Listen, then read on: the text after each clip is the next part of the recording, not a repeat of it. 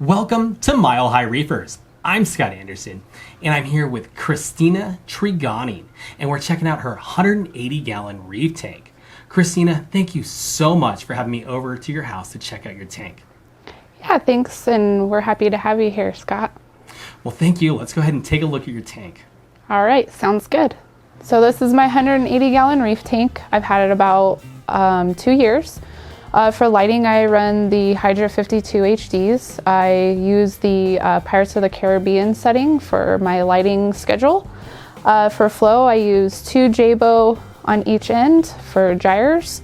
And then on the back, I have 1 J-bow wave maker. And then I also run the Aquamatic wave maker to give my tank a rocking motion. For filtration, I have an eShops 600 protein skimmer. I also use biopellet reactor and carbon reactor, and I have a large refugium, it's 40 gallons. I also have a J-bow return pump that runs my both reactors and my return on my system. I also run a J-bow dosing pump, 5-stage. I am currently on the Aquaforest balling method, really happy about it. It doses calcium, alkalinity, and magnesium, among other trace elements. I also run the ME amino acid for coral food every other day, and then every once in a while I dose the iodine. So with my tank, I got it as a housewarming gift from my husband. He bought it for me when we first moved in. We moved this tank down before we moved in, and it's been a really great system. It's been super stable since I've had it. I really enjoy it. Some of the stuff is original, the lighting is original, some of the rocking and some of the really large corals that I have here are original, and then some of the stuff came out of my 72 bow front, so I just kind of mixed them together. And let's dive into the tank. So one of the fish that I adopted, he's actually a rescue fish. His name's Jake. He's our blue tang. I've had him for about 1.5 years. I saw him at a pet store. He looked really rough. I asked what the deal is. A guy returned him, had him in a 10-gallon. He had really bad Healy and fluke. Had him 6 months in a quarantine tank, got him up and fat and healthy. He still looks pretty rough. I'm sure that unfortunately he's going to be permanently disfigured, but we don't care. We love him anyway. I also have a captive bred yellow tang, and I do want to mention that sometimes they are a little prone to Healy, so I try really hard to, make sure that I'm monitoring my tank so he doesn't get sick. And I also live on the dangerous side of things with my reef tank. I have a puffer. He's a Valentini puffer named Benjamin. And so far, he's been a great citizen in my tank. He's been in there for about 1 year. He does chew on my leather coral a little bit, but he's left all the other corals alone. He's been great. I also have a jawfish named Muggsy. He's super cute. He entertains my baby. He just kind of pops in and out. He doesn't like his neighbors, but he definitely has a permanent home, and he's a super great fish. So this is one of my favorite corals. It's my torch coral. It did come with the tank. We've had our ups and downs, but he's finally stable where I got him, and he is starting to close up a little bit, but he's got some crazy tentacles. I also have some really nice green GSP growing up the back of my overflows. I do have to trim it a little bit because he gets out of hand, but I like the look of it. It looks great. Nice movement to my tank. I also have some kind of nuisance Anthelia. It came with the tank. I've been trying to get rid of most of it. I even put a rock there so my GSP would sting it. I know that sounds awful, but it's just kind of everywhere. I do have to groom it and get it out of the way. I also have a nice size elegance. I do feed him every other night. He's been a really great coral. He's pretty happy where he's at. And this is my frog spawn. It also came with the tank, and it has about 27 heads. I counted them the other day, and as you can see, I've got my dangerous Benjamin puffer guy. He's getting in the shot there, but yeah, I love this frog spawn. It's been a great coral. I've never fragged it. It's pretty large.